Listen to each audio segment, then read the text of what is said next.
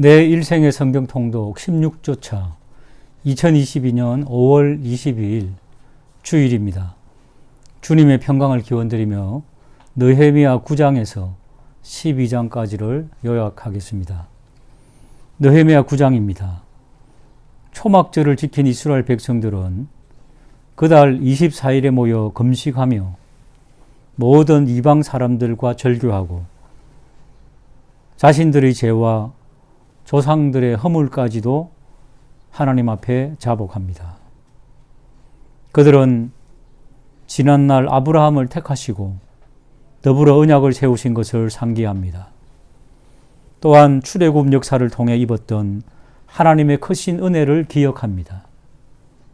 그러나 조상들이 목이 고다 하나님의 율법을 순종하지 않으므로 이방 나라들의 종이 되어 오늘에 이르렀지만 이제 죄를 회개함으로 하나님의 언약을 확인합니다.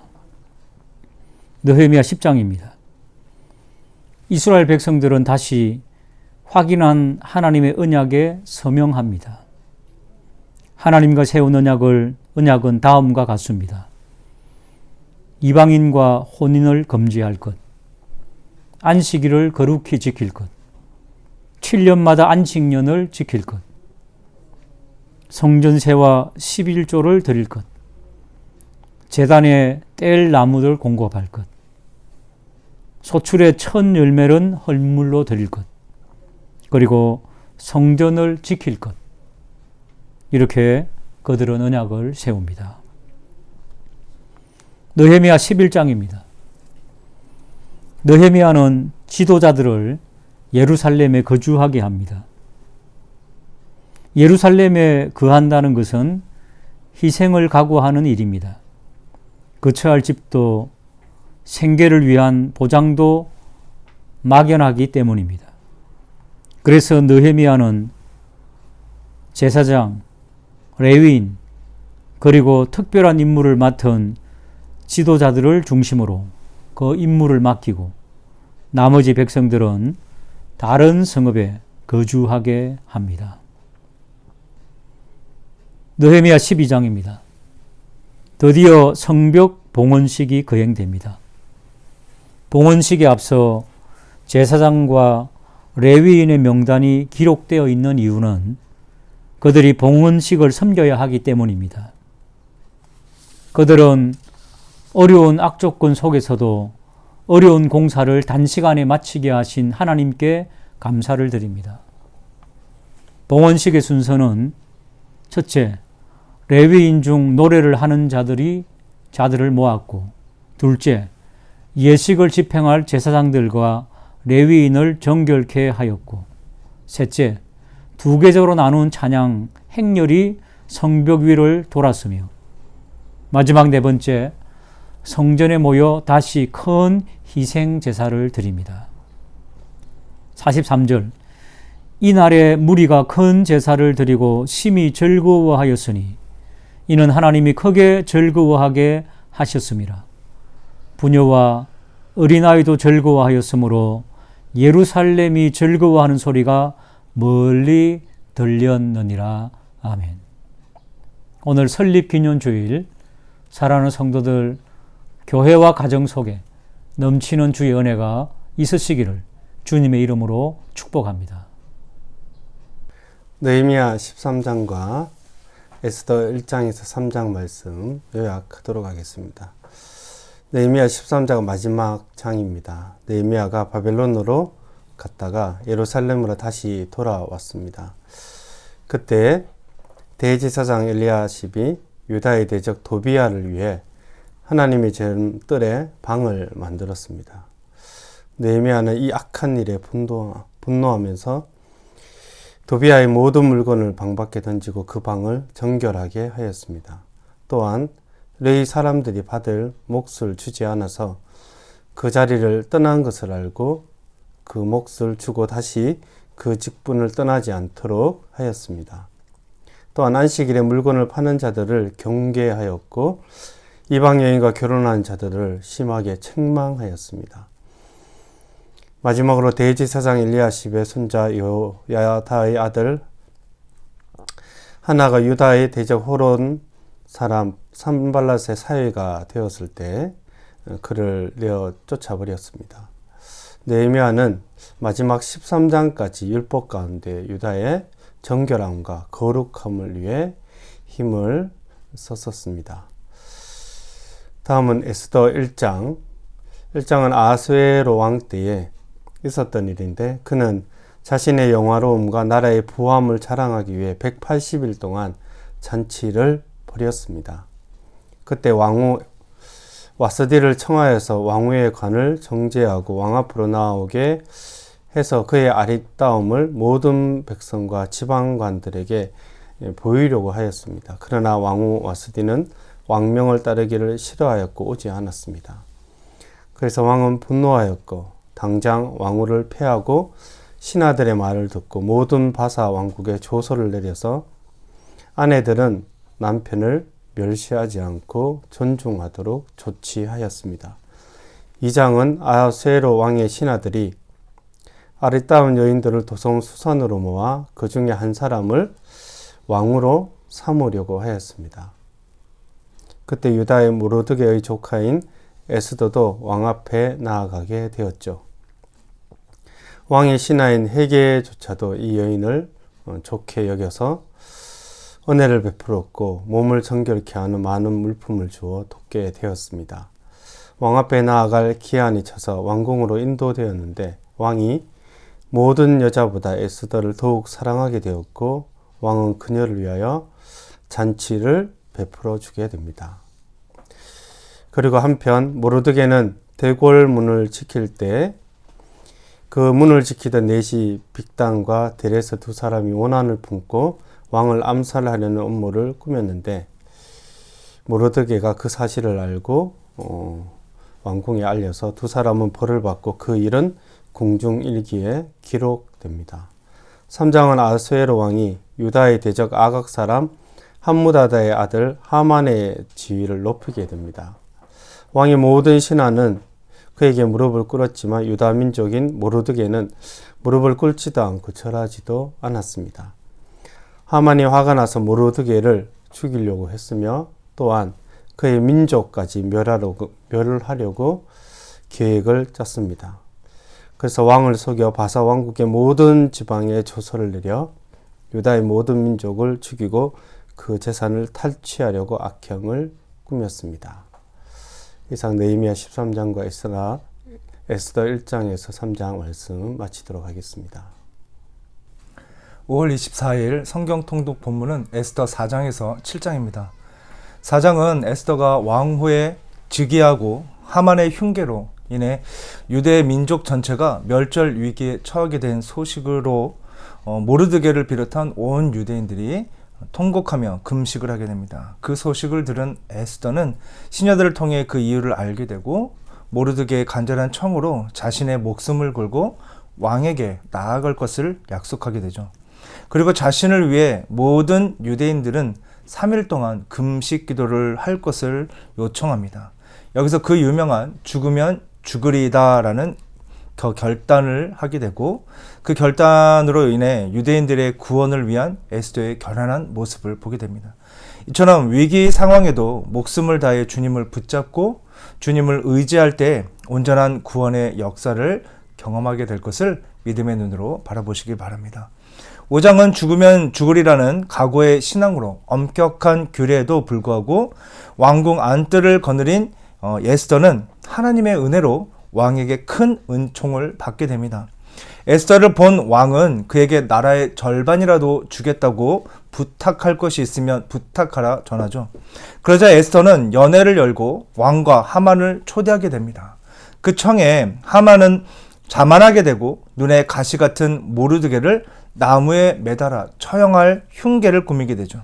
이처럼 하나님의 사역에 부르심을 받는 우리는 남다른 신앙의 용기와 전적으로 하나님만을 의뢰하는 믿음이 요구된다는 것을 기억하시길 바랍니다.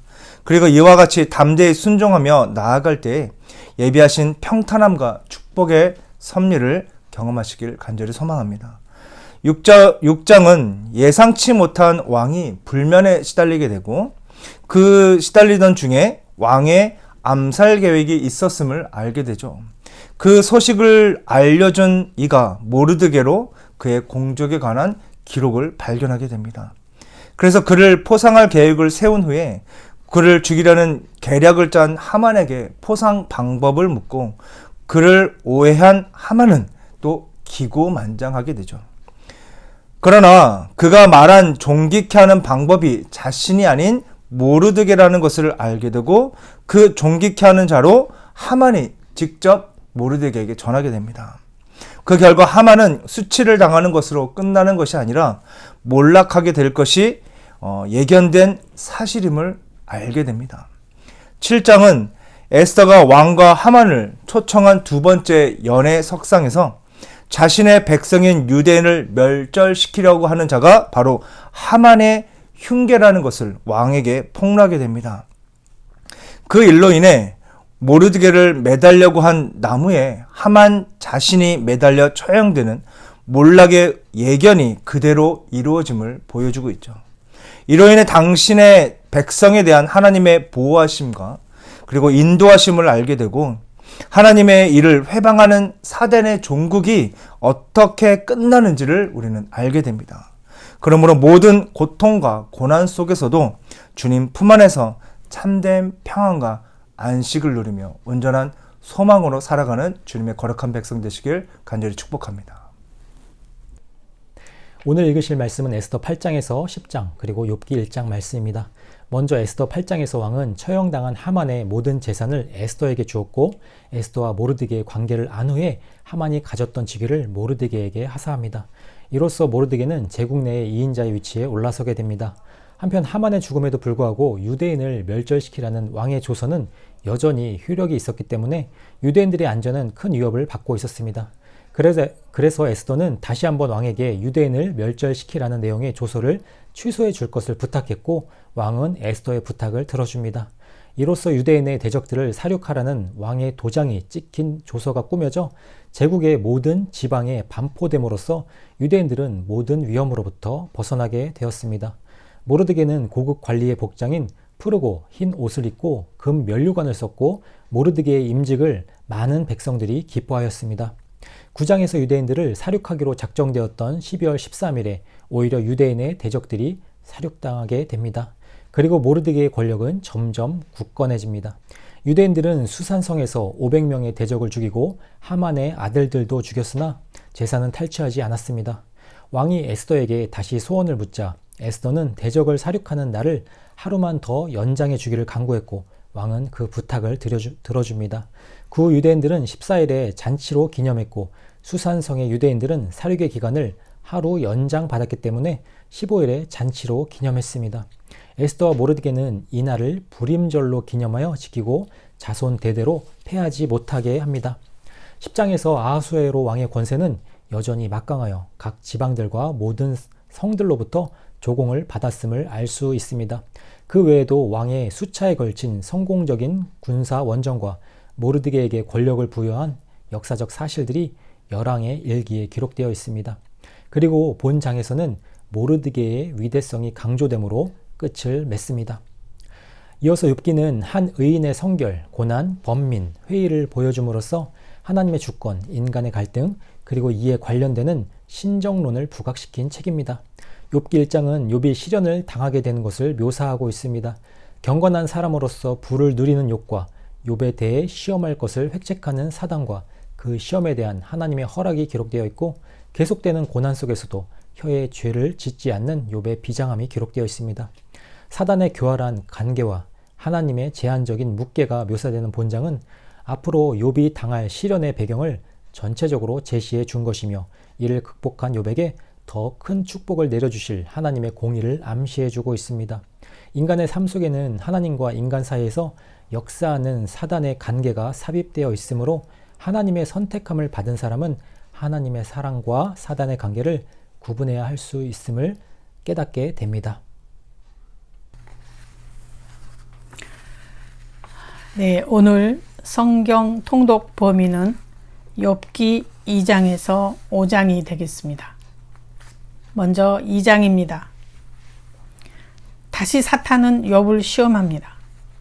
어제의 1장 6절에서 8절에 나온 장면이 재등장합니다.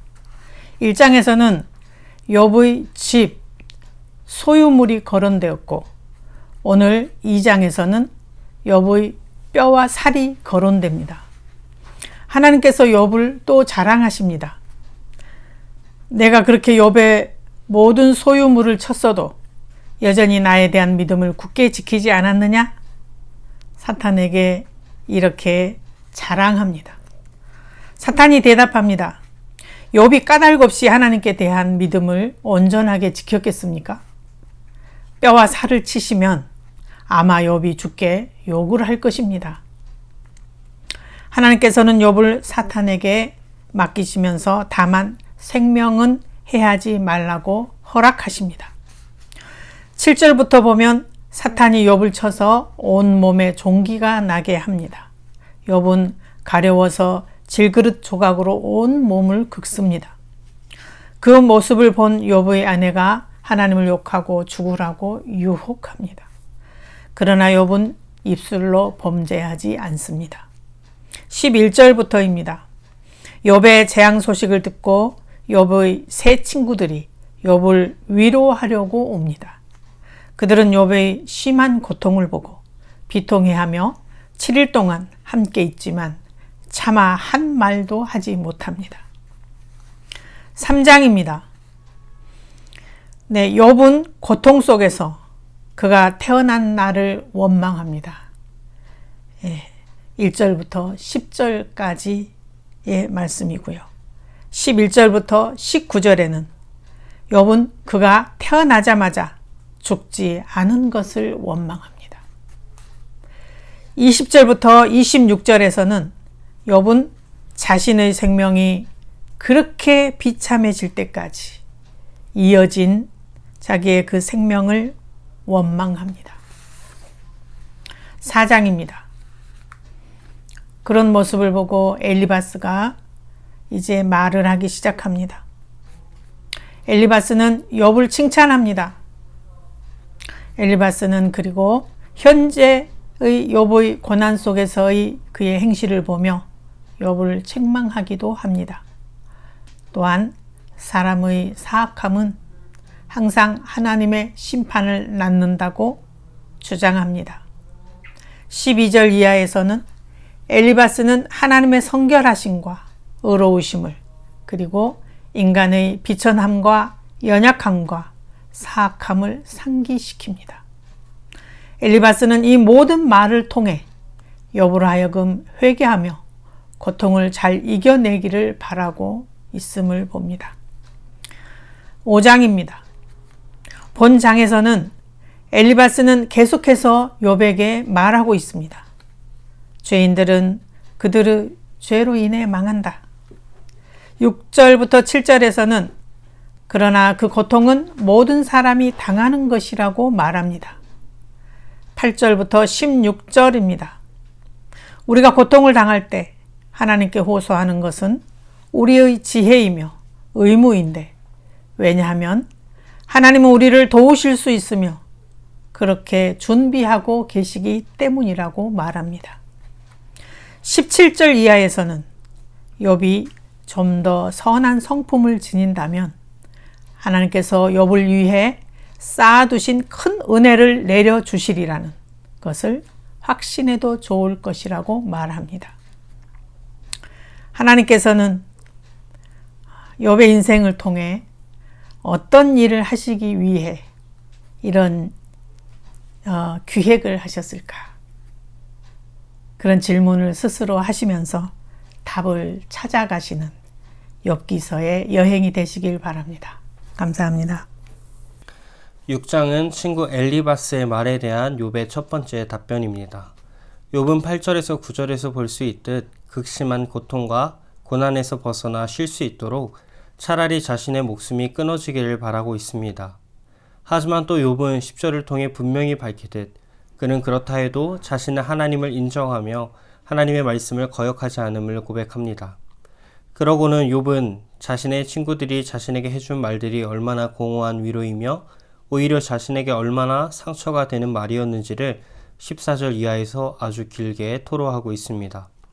그러면서 욥은 엘리바스에게 자신에게 죄가 있다면 한번 말해보라고 자신의 정당함을 분명히 드러냅니다. 7장입니다. 친구에게 서러움과 억울함을 토로하고 자신의 정당함을 주장하던 욥의 시선은 이제 친구에게서 하나님께로 옮겨갑니다. 그러면서 욥은 하나님 앞에서 자신의 삶이 헛됨을 다시 고백하며 이야기하다가 11절부터 하나님께 말하죠. 하나님께서 자신을 바다 괴물같이 여기시는 것 같다. 자신의 고통은 마치 뼈를 깎는 고통 같아서 차라리 죽고 싶다. 왜 아침마다 자신을 권징하고 순간마다 단련하십니까?